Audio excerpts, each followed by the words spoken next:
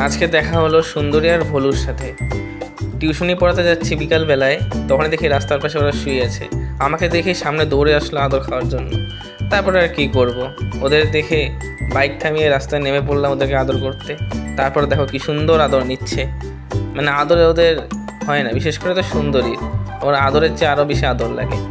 যে যাকে এখন আদর করছি তার নাম হচ্ছে সুন্দরী, সে হচ্ছে মেয়ে কুকুর। দেখো কীরকম করে আদর নিচ্ছে, দেখছো? ও সুন্দর জন্য দেখতে, তাই জন্য নাম রেখেছি সুন্দরী। আর এই পাশেরটা হচ্ছে ছেলে কুকুর, ওর নাম রেখেছি ভলু। দুজনেই কি বলবো, খুবই ভালো বন্ধুত্ব দুজনেরই। তা ভাবলাম যে আসছি যখন, ওরাও পশু, একটু দোকান থেকে বিস্কুট কিনে বিস্কুট খাওয়াই, তাহলে যদি একটু আরও খুশি হয়। এমনি তো আদর যতই দাও, ওদের বিস্কুট না দিলেও চলবে, কোনো খাবার না দিলেও চলবে, সারাদিন কোনো খাবার না দিয়ে আদর করো, তাতেই ওরা মন খুশি, তাতেই ওদের হয়তো পেট ভরে যায়। তা ভাবলাম না, যতই হোক আশা করে থাকে তো ওরা, তাই জন্য একটু বিস্কুট খাওয়াই। তাই জন্য দোকান থেকে একটু বিস্কুট কিনে দুজনকে ভাগ ভাগ করে দিলাম, কারণ একসাথে দিলে যদি আবার অসুবিধা হয় খেতে, তাই জন্য দুজনকে দুই দিকে আলাদা আলাদা করে খেতে দিলাম। সুন্দর খেলো।